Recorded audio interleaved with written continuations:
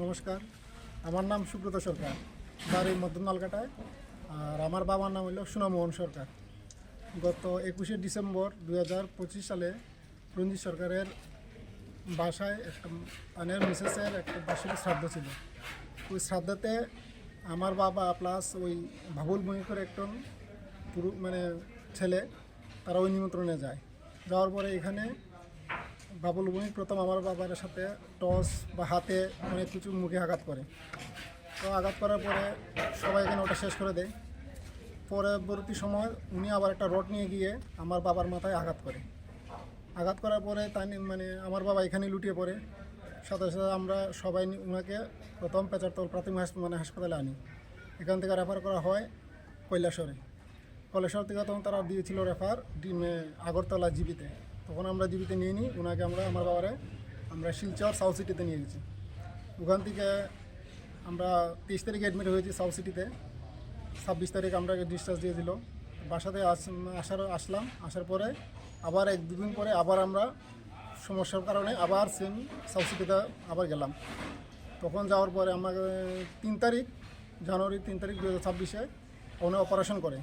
Operation করার পরে আমরা আবার 7 তারিখে ডিসচার্জ দিয়ে দেয়। ওখান থেকে দেওয়ার পরে বাড়িতে আনি 8 তারিখ 9 তারিখ আমরা তখন আবার 8 তারিখে আমরা তখন আবার নিগরিম নিয়ে যাই। নিগরিম থেকে গুয়াহাটি নিয়ে যাই, কিন্তু শেষকালে গুয়াহাটি থেকে আজকে ঘুরে টানে মারা যায় আমার বাবা। আমার কাছে এটি একটা অনুরোধ, মুখ্যমন্ত্রী ডক্টর মুখ্যমন্ত্রীর কাছে আমার একটা অনুরোধ, আমার বাবা সুষ্ঠু বিচার চায়। প্লাস আমাদের 75 বিধানসভা কেন্দ্রে যে মাননীয় শান্তনা চাকমা ম্যাডাম, উনি তো সমাজ কল্যাণ মন্ত্রী প্লাস আইনমন্ত্রী, ওনার কাছে বিভিন্ন অনুরোধ, আমার বাবার সুষ্ঠু বিচার চাই।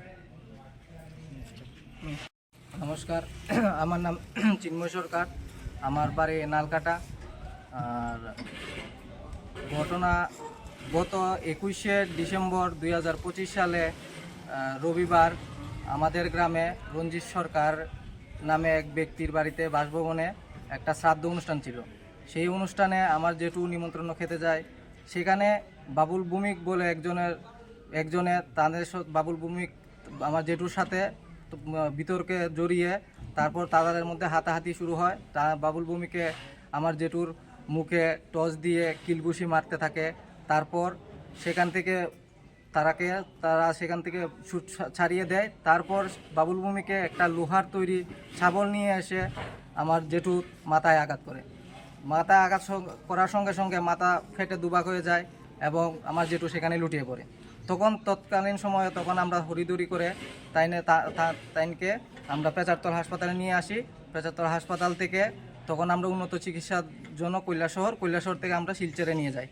শিলচর এতদিন অবধি আমার জেঠু শিলচর হাসপাতালে চিকিৎসাধীন ছিল, কিন্তু আজকে সকালবেলা আমার জেঠু হাসপাতালে মৃত্যুবরণ করে। সেই জন্য আমি ত্রিপুরার মুখ্যমন্ত্রী ডক্টর মানিক সাহা এবং আমাদের বিধানসভার মন্ত্রী শান্তনা চাকমা মহোদয়ের কাছে আমার বিনম্রভাবে অনুরোধ যে আমার জেঠুকে এই হত্যা করার জন্য যাতে আমার উপযুক্ত শাস্তি হত্যা করার জন্য যাতে যে হত্যা করেছে তার যাতে আমরা উপযুক্ত শাস্তি হয় এবং আইনি সুষ্ঠু তদন্ত করে ওনাকে যাতে শাস্তি দেওয়া হয়, এটা আমার ডক্টর মানিক সাহের কাছে এবং মহাশয়ের নিকট এবং শান্তনা ম্যাডাম মহাশয়ের নিকট আমার বিনম্রভাবে অনুরোধ রইল যাতে আমার জেঠুর এই হত্যাকাণ্ডের বিশিষ্ট বিচার আমরা পাই।